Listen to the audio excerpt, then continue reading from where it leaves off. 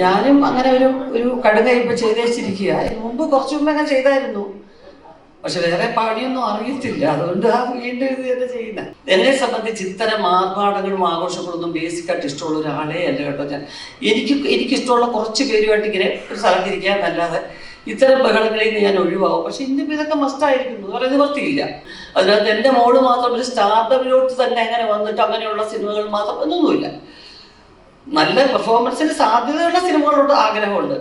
പക്ഷെ അത് നമ്മൾ മാത്രം അഭിനയിക്കുന്ന സിനിമ ആവണമെന്നൊന്നുമില്ല കേട്ടോ. നമ്മൾ വളരെ കുറച്ച് സീൻസ് ചെയ്യുന്ന സിനിമകൾക്കും അങ്ങനെ ആകാം. ഇന്നത്തെ ടെൻഷൻ വെച്ചാൽ നമ്മുടെ വായിന്ന് വല്ല അബദ്ധങ്ങളും വല്ല വീഴുവോ, എന്ത് വെച്ചാണ് ട്രോളാൻ പോകുന്നത്, എന്താണ് തെണ്ട്, എന്താണ് ഇത് ഒറ്റ പിടിയും കിട്ടത്തില്ല കേട്ടോ. പിന്നെ എന്നെ ഈച്ചും വെച്ചും ഇല്ലാത്ത രീതിയിൽ നമ്മളങ്ങനെ ഇറങ്ങി പുറപ്പെട്ടിരിക്കുകയാണ്. അതപ്പോൾ എന്തെങ്കിലുമൊക്കെ പറയാൻ ഇങ്ങനെ പറ്റത്തില്ല. മേജറിനെ കുറിച്ച് രണ്ടു വാക്ക് ഇപ്പൊ പറയാതിരിക്കാൻ നിവർത്തിയില്ല. കുറ്റതല്ല കേട്ടോ. അയ്യോ, നിങ്ങൾ ചിന്ത പ്രോത്സാഹിപ്പിക്കുന്നു. പിള്ളേരെ ഭയങ്കര ആൾക്കാരാട്ടോ നിങ്ങൾ. ഇപ്പൊ കേട്ടല്ലോ, ആരെങ്കിലും ഒരാൾ പറഞ്ഞ പോലെ. അപ്പൊ ഇപ്പൊ പറഞ്ഞു നിങ്ങൾ കേട്ടല്ലോ, ഞാനും ഉണ്ട്, ഞാനും അതിന്റെ കൂടെ ഞാനും. അത്രയാണ്. എല്ലാവരുടെയും പ്രോത്സാഹനം വേണം കേട്ടോ. എനിക്ക് മാത്രമല്ല, എൻ്റെ മോക്കും. All the best. ഒരു കയ്യടിയുടെ കുറവുണ്ടാവും. നല്ലൊരു കയ്യടി സമ്മാനിച്ചോണ്ട് ഒരുപാട് സന്തോഷത്തോടു കൂടി തന്നെ ഉർവശി ചേച്ചി ഈ ഒരു വേദിയിലേക്ക് ഒത്തിരി സ്നേഹത്തോടും സന്തോഷത്തോടും കൂടി തന്നെ സ്വാഗതം ചെയ്യാണ്. എനിക്കറിയാം ഈ ഉർവശി ചേച്ചീനെ തന്നെ ആദ്യമേ സ്റ്റേജിലേക്ക് വിളിച്ചിട്ട് വലിയ കാരണം പറയാം. ഞാൻ ഇന്നൊരു പ്രൊഡക്ഷൻ യൂണിറ്റ് തുടങ്ങിയിട്ടുണ്ടെങ്കിൽ ഇന്ന് ഇങ്ങനെ ഇവിടെ നിന്ന് ഞാൻ സംസാരിക്കണമെങ്കിൽ അതിന് ധൈര്യം തന്ന ഒരാളാണ് ഉർവശി ചേച്ചി. അപ്പം ചേച്ചീനെ ഈ വേദിയിലേക്ക് വേണം അത്ര സംസാരിക്കാം. നമസ്കാരം. സത്യം പറഞ്ഞാൽ പ്രൊഡക്ഷൻ തുടങ്ങാൻ ഞാൻ ആരെയും ഉപദേശിക്കത്തില്ല കേട്ടോ. ഞാനും അങ്ങനെ ഒരു കടുക ഇപ്പൊ ചെയ്തേച്ചിരിക്കുക. മുമ്പ് കുറച്ചു മുമ്പ് അങ്ങനെ ചെയ്തായിരുന്നു, പക്ഷെ വേറെ പാടിയൊന്നും അറിയത്തില്ല. അതുകൊണ്ട് വീണ്ടും ഇത് തന്നെ ചെയ്യുന്നത്. പക്ഷെ അഭിലാഷ് പ്രൊഡക്ഷൻ തുടങ്ങുന്നത് നല്ലതാണ് തന്നെയാണ് എൻ്റെ ഉദ്ദേശം. കാരണം മറ്റ് പ്രൊഡക്ഷനിൽ അഭിലാഷ് വർക്ക് ചെയ്യുന്ന പടമായിക്കോട്ടെ, വർക്ക് ചെയ്യാത്ത പടമായിക്കോട്ടെ, അതിൻ്റെയൊക്കെ സാങ്കേതിക കാര്യങ്ങളിലും മറ്റുള്ള എല്ലാ കാര്യങ്ങളിലും ഒരു കൂടപ്പുറപ്പിനെ പോലെ സജീവമായിട്ട് കൂടെ നിൽക്കുന്ന ഒരാളാണ് അഭിലാഷ്. ഒരല്പം ആത്മാർത്ഥത ഉണ്ടെന്ന് നമ്മളൊന്ന് അഭിനയിച്ചാൽ മതി, കൂടെ ഒന്നുള്ളൂ. അപ്പോൾ എനിക്ക് പക്ഷെ വളരെ പെട്ടെന്ന്, ഞാൻ അഭിലാഷിൻ്റെ ഒരു സിനിമയും വർക്ക് ചെയ്തിട്ടില്ല. നിങ്ങൾക്ക് തോന്നും ഞങ്ങൾ തമ്മിൽ പെരുമാറുന്ന കണ്ടാത്തൊന്നും ഒരുപാട് വർഷങ്ങളായിട്ട്, അല്ലെങ്കിൽ അഭിലാഷിൻ്റെ ചെറുപ്പം മുതലേ എനിക്ക് അഭിലാഷിനെ അറിയാമെന്ന് തോന്നുന്നു.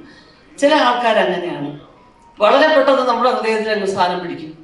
പിന്നെ നമുക്ക് ജീവിതത്തിൽ ഒരിക്കലും അവരെ നമ്മളുടെ നമ്മുടെ സ്നേഹത്തിന്റെ അതിരുകൾക്ക് അപ്പുറത്തോട്ട് അവരെ നമുക്ക് പുറന്തള്ളാൻ പറ്റാത്ത അവസ്ഥയിലാവും. അങ്ങനെ ഒരു സഹോദരനാണ് എനിക്ക് അഭിലാഷ്.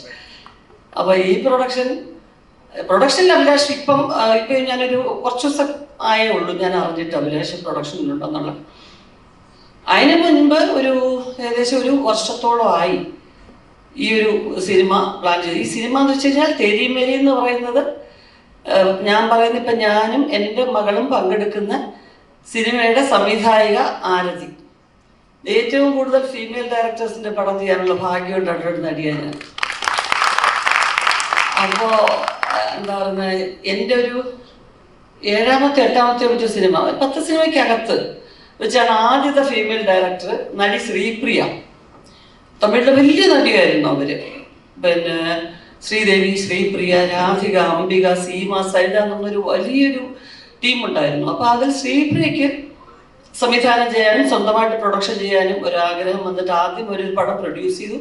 സെക്കൻഡ് ഫിലിം ഡയറക്റ്റ് ചെയ്തപ്പോൾ ഞാനായിരുന്നു അതിൽ ഹീറോ ആയിട്ട് നടൻ മോഹൻ. അന്നൊന്നും എനിക്കിതിപ്പം ഫീമെയിൽ ഡയറക്ടർ എന്ന് പറയുന്ന അത്ഭുതമാണെന്നൊന്നും അറിയത്തില്ല, ഞാൻ അഭിനയിച്ചു, അത്രേ ഉള്ളൂ. അത് കഴിഞ്ഞപ്പോൾ നമ്മുടെ അഞ്ജലി മേനോൻ ആയിക്കോട്ടെ, തെലുങ്കിൽ നന്ദിനി റെഡ്ഡി ആയിക്കോട്ടെ, സുധാ കൊക്കറത്തിന്റെ സ്റ്റാർട്ടിങ് സമയം മുതൽ, സുധയുടെ ഫസ്റ്റ് ഫിലിമും എനിക്ക് അഭിനയിക്കാൻ പറ്റാത്ത സ്ഥിതിയായിരുന്നു. കാരണം മോള് തീരെ കുഞ്ഞായിരുന്നു. എന്നിട്ട് ഞാൻ ആ നായികയ്ക്ക് ഡബ് ചെയ്തു. അങ്ങനെ ഒരു സിനിമ, ദ്രോഹി എന്നും പറഞ്ഞൊരു സിനിമ. അത് കഴിഞ്ഞ് ഷൂട്ട് റിപ്പോർട്ടർ ചെയ്തു. കന്നഡത്തിൽ 1-2 ഫിലിം ഫീമെയിൽ ഡയറക്ടേഴ്സിൽ ചെയ്തു. പിന്നെ ഇപ്പം റിലീസ് ആവാൻ പോകുന്ന ചില സിനിമകളുണ്ട്, അത് അങ്ങനെ 1-2 ഫീമെയിൽ ഡയറക്ടേഴ്സ് എങ്ങനെയോ വന്ന് ഭവിക്കുക. നമ്മൾ ബോധപൂർവം അല്ലെങ്കിൽ പോലും അങ്ങനെ വരികയാണ്.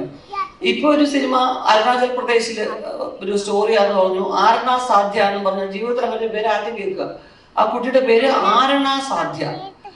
അവളും അവളുടെ ഒരു ഫ്രണ്ടും കൂടെ ചേർന്നൊരു ഒരു സബ്ജക്റ്റ് പറഞ്ഞു. അരുണാചൽ പ്രദേശ് ആയിട്ട് ഞാൻ പറഞ്ഞു ഞാൻ വരത്തില്ല, നമ്മുടെ ഇട്ടാവട്ടത്ത് നിങ്ങൾ പോയി എനിക്ക് ഇഷ്ടമല്ല.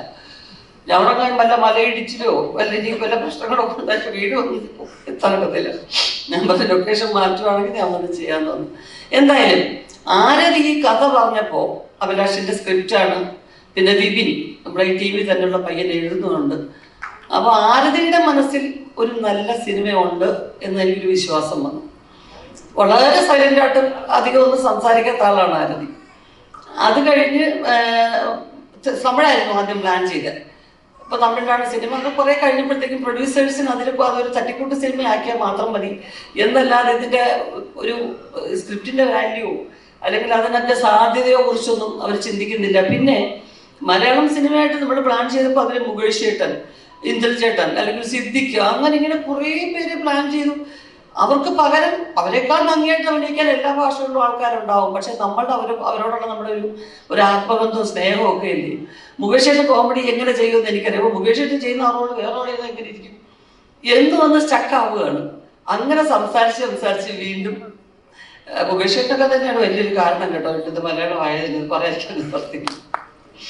അങ്ങനെയാണ് വീണ്ടും മലയാളം തന്നെ ചെയ്യാൻ ചേച്ചി. മലയാളം ബൈലിംഗ്വലായിട്ട് മലയാളം തമിഴ് കൂടെ നമുക്ക് ചെയ്യാം എന്ന് പ്ലാൻ ചെയ്തു. പിന്നെ ഇനിയിപ്പോൾ നിങ്ങൾ ഏറ്റവും കൂടുതൽ ആകാംക്ഷയോട് നോക്കിയിരിക്കുന്നത് മോൾ അതിൽ അഭിനയിക്കുന്നു എന്നുള്ളതാണ്. എന്നെ സംബന്ധിച്ച് ഇത്തരം ആർഭാടങ്ങളും ആഘോഷങ്ങളൊന്നും ബേസിക്കായിട്ട് ഇഷ്ടമുള്ള ഒരാളേ അല്ല കേട്ടോ ഞാൻ. എനിക്കിഷ്ടമുള്ള കുറച്ച് പേരുമായിട്ട് ഇങ്ങനെ ഒരു സ്ഥലത്തിരിക്കാന്നല്ലാതെ ഇത്തരം ബഹളങ്ങളിൽ നിന്ന് ഞാൻ ഒഴിവാകും. പക്ഷെ ഇന്നിപ്പോൾ ഇതൊക്കെ മസ്റ്റായിരിക്കുന്നു, വേറെ നിവർത്തിയില്ല. എല്ലാവരും അറിയണമല്ലോ എല്ലാ കാര്യങ്ങളും. അപ്പോൾ അതിൻ്റെ കൂട്ടത്തിൽ പിന്നത്തെ ടെൻഷൻ വെച്ചാൽ നമ്മുടെ വായിന്ന് വല്ല അബദ്ധങ്ങളും വല്ല വീഴുവോ, എന്ത് വെച്ചാണ് ട്രോളാൻ പോകുന്നത്, എന്താണ് തെണ്ട്, എന്താണ് ഇത് പോറ്റിപ്പിടിയും കിട്ടത്തില്ല കേട്ടോ. പിന്നെ എന്നെ ഈച്ചും വെച്ചും ഇല്ലാത്ത രീതിയിൽ നമ്മളങ്ങനെ ഇറങ്ങി പുറപ്പെട്ടിരിക്കുകയാണ്. എല്ലാവരും തുടങ്ങി കണ്ടിരിക്കും. അതൊക്കെ എന്തെങ്കിലുമൊക്കെ പറയാൻ പറ്റത്തില്ല. എന്തായാലും ഇത് മോളെ ഇടണം എന്ന് വിചാരിച്ച് മനഃപൂർവ്വം അല്ല കേട്ടോ. നല്ല ഫീമെയിൽ ക്യാരക്ടേഴ്സാണ് എല്ലാം. അപ്പം അതിൽ ഒരു റോള് കുഞ്ഞാറ്റ ചെയ്തൂടെ ചേച്ചി എന്നുള്ള അഭിലാഷ് ചോദിച്ചു. അത് നന്നായിരിക്കും ചേച്ചി, കുഞ്ഞാറ്റയ്ക്ക് അത് എന്താ ഒരു കുഴപ്പമൊന്നുമില്ല. അവിടെ ഇൻഡിവിജ്വലായിട്ട് ഒരു നായികയായിട്ട് ഒരു സിനിമയിൽ അങ്ങനെ അഭിനയിക്കുമെന്നൊന്നുമില്ല. ഞങ്ങളെല്ലാവരും സിനിമയിലുള്ളവരാണ്. അതിന് മുൻപ് നാടകം, നൃത്തം, അപ്പോൾ കലാരംഗത്ത് തന്നെയാണ് ഞങ്ങളെല്ലാവരും നിൽക്കുന്നതും. ഇനി അങ്ങോട്ടും അങ്ങനെ തന്നെ ആയിരിക്കും. അതിനകത്ത് എൻ്റെ മോള് മാത്രം ഒരു സ്റ്റാർട്ടപ്പിലോട്ട് തന്നെ അങ്ങനെ വന്നിട്ട് അങ്ങനെയുള്ള സിനിമകൾ മാത്രം ഒന്നുമില്ല. നല്ല പെർഫോമൻസിന് സാധ്യതയുള്ള സിനിമകളോട് ആഗ്രഹമുണ്ട്. പക്ഷെ അത് നമ്മൾ മാത്രം അഭിനയിക്കുന്ന സിനിമ ആവണമെന്നൊന്നുമില്ല കേട്ടോ. നമ്മൾ വളരെ കുറച്ച് സീൻസ് ചെയ്യുന്ന സിനിമകൾക്കും അങ്ങനെ ആകാം. അങ്ങനെയാണ് മോൾ ഇതിലോട്ട് വരുന്നത്. അപ്പം നല്ല കാര്യം, സന്തോഷം. അപ്പോൾ എന്തായാലും ഇത് തുടങ്ങുന്നത് എന്തായാലും ഇനിയും കുറച്ച് മാസങ്ങൾ കൂടെ വേണ്ടി വരുമായിരുന്നു. കാരണം ഒരു ഓൺലൈൻ മാത്രമേ ആയിട്ടുള്ളൂ. പിന്നെ എല്ലാ ആർട്ടിസ്റ്റിനെയും മനസ്സിൽ കണ്ടുകൊണ്ടാണ് അഭിലാഷ് ഈ സ്ക്രിപ്റ്റ് ഉണ്ടാക്കുമ്പോൾ തന്നെ അതിൽ ഈ ക്യാരക്ടർ ഇന്ന മുകേഷേട്ടൻ ചെയ്ത പോലെ ഒരു റോള്, പിന്നെ സിദ്ദിഖ് ചെയ്ത പോലെ ഒരു റോള്, അവർ ചെയ്യുന്ന പോലെ പറഞ്ഞായതുകൊണ്ട് വളരെ പെട്ടെന്ന് അത് ഓരോരുത്തരുടെ ലെവലിലേക്ക് എത്തുന്നുണ്ട്. തീർച്ചയായിട്ടും നല്ലൊരു എൻ്റർടൈൻമെൻ്റുള്ള മൂവി ആയിരിക്കും എന്നുള്ളതിന് യാതൊരു സംശയമില്ല. എല്ലാവരുടെയും പ്രോത്സാഹനം വേണം. അപ്പം വീണ്ടും ഒരിക്കൽ കൂടി നന്ദി. മോന വന്നോ? മോൻ്റെ പടത്തിൻ്റെ പൂജ മാറ്റി വെച്ചു. മോൻ്റെ അറിയത്തില്ല അരവിന്ദൻ്റെ നമ്മുടെ മോനൻ ഞാനെന്നെ സ്വാഗതം ചെയ്ത് പോയിട്ട് എന്റെ കൈ കാണിച്ചു. എല്ലാം ശ്രദ്ധിച്ചു, ഞാൻ ഇപ്പോഴും ശ്രദ്ധിച്ചു. മോന്റെ പടത്തിന്റെ പൂജയുണ്ട് കേട്ടോ. അതും ഇതും കൂടെ ഒരുമിച്ച് ഇന്നലെ ഇന്നോട്ട് വെക്കാനിരുന്നതാ. പെട്ടെന്ന് അത് മാറ്റി, ഒരാഴ്ചത്തേക്ക് അങ്ങോട്ട് മാറ്റി. അല്ല, ഞാൻ ഇങ്ങനെ നോക്കി കറക്കി ഇങ്ങനെ നോക്കി വന്നപ്പോൾ മോൻ എൻ്റെ ഇടയ്ക്കൂടെ കണ്ടു അങ്ങനെ. അപ്പൊ എന്തായാലും താങ്ക് യു സോ മച്ച്. വന്ന എല്ലാവർക്കും എൻ്റെ സ്നേഹവും നന്ദിയൊക്കെ അറിയിക്കാണ്. കുറേ പേരുണ്ട്. ഞാൻ അജയൻ, എൻ്റെ അനിയൻ അജയൻ, ബിപിൻ, അതിനൊക്കെ ഒത്തിരി പേരുണ്ട് കേട്ടോ. മേജറിനെ കുറിച്ച് 2 വാക്ക് ഇപ്പൊ പറയാതിരിക്കാൻ നിവർത്തിയില്ല.